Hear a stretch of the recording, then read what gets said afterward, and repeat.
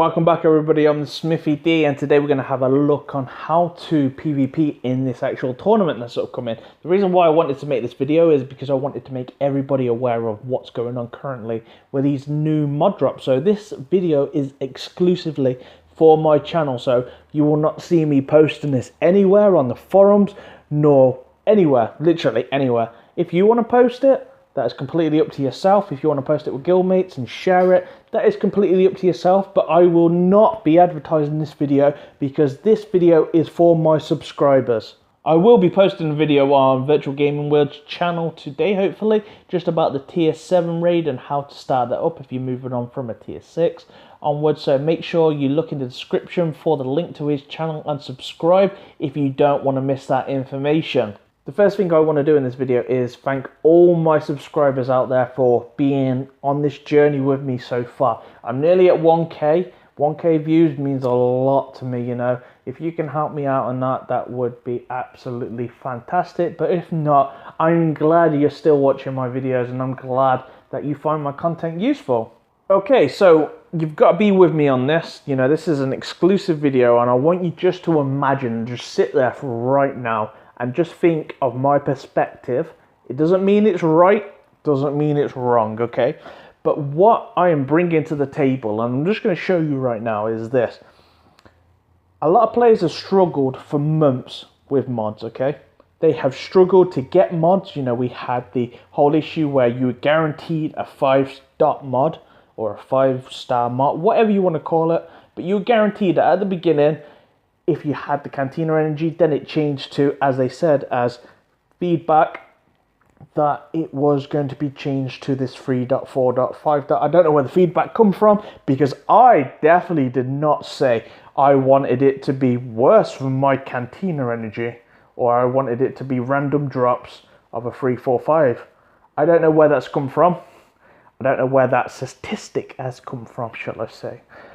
But moving on.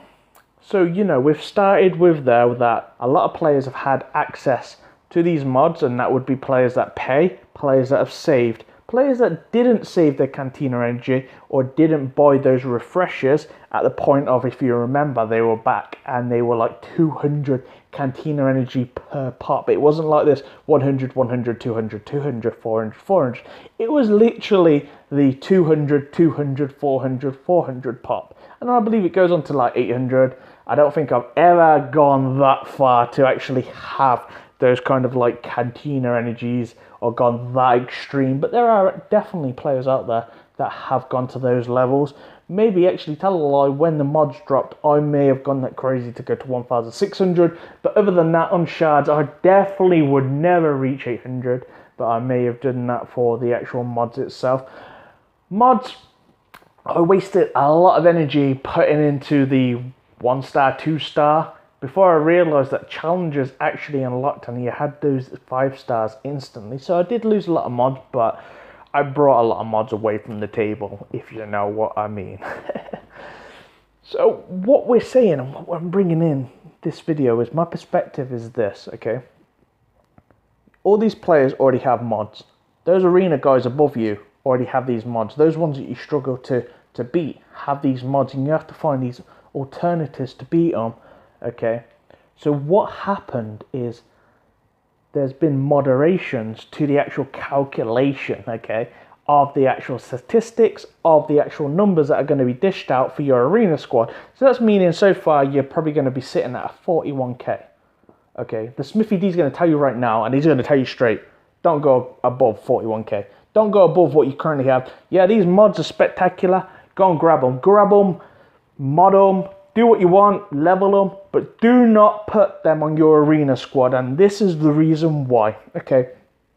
There's going to be actual entry requirements to this kind of like tournament, okay? You're going to be certain levels, so it's going to be like level 39 to level 40 and so forth until you hit 70 to 79. If you're a level 80, it's going to be based on your arena squad power of all time, okay? So mine's probably sitting with the kind of like mods and the mods debuff, it's probably sitting at about 43k.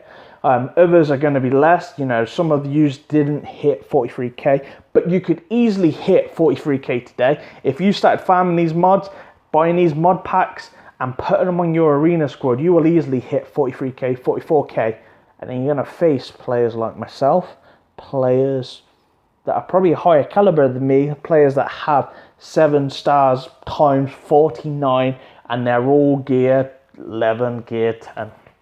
So you get my drift here, that it's going to be based on the interim requirement because of what was data mined was 80 plus, okay?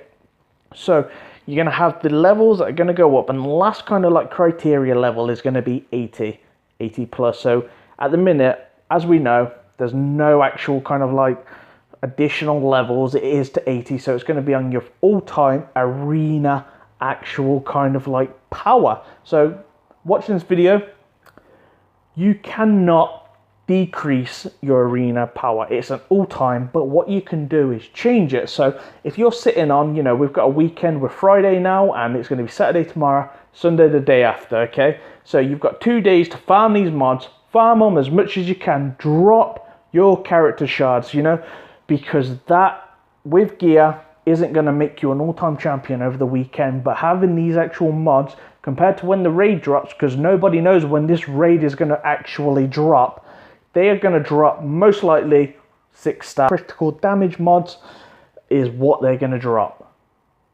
So what I am saying to you as a player is have a perspective on it. If you don't want to agree with me, that's completely fine, but have that information on board. Is sit back, have your mods, then when you've been drafted, okay, when this event has been released, then smash all your mods on your characters. Remember, this is a video that's exclusive just for my channel, so I am not going to be sharing this. If you want to share this with your squad mates, then please do, you know, that would be awesome, but I personally will not be advertising this. The only people I will be advertising this to is players in my guild, and that is it. But that to me is how you're going to be successful, is what tier you're going to be putting. There is no point you now with, say, 10 7 stars, 15 7 stars, 27 stars, putting all your best mods on your best characters. And in this event, you're going to find then you're going to be facing people that have 60, 70 stars, you know, 67 stars, and they're all going to be max geared. So don't just think because these mods have been given to you that you have to equip them right now, because this is why that squad power has been increased to determine in stages. This is why there is double drops. This is why there is mod packs, so it equals out the leaderboard, and that is what it's about. You know, at the end of the day, a company that's a gaming company does not want their Wales versus Wales, free-to-play versus free-to-play. They want it mixed, and they want it such a disadvantage to the free-to-play that the Wales are just going to dominate. So you could either take my advice or not. What's the worst that's going to happen? If you ask yourself, by not putting these mods on for a few days, as long as you can hit, you know, your payout, you don't need to go overboard. That is the truth. You do not need to go overboard. Thank you very much for watching this video. I'm the Smithie D, and have a great weekend.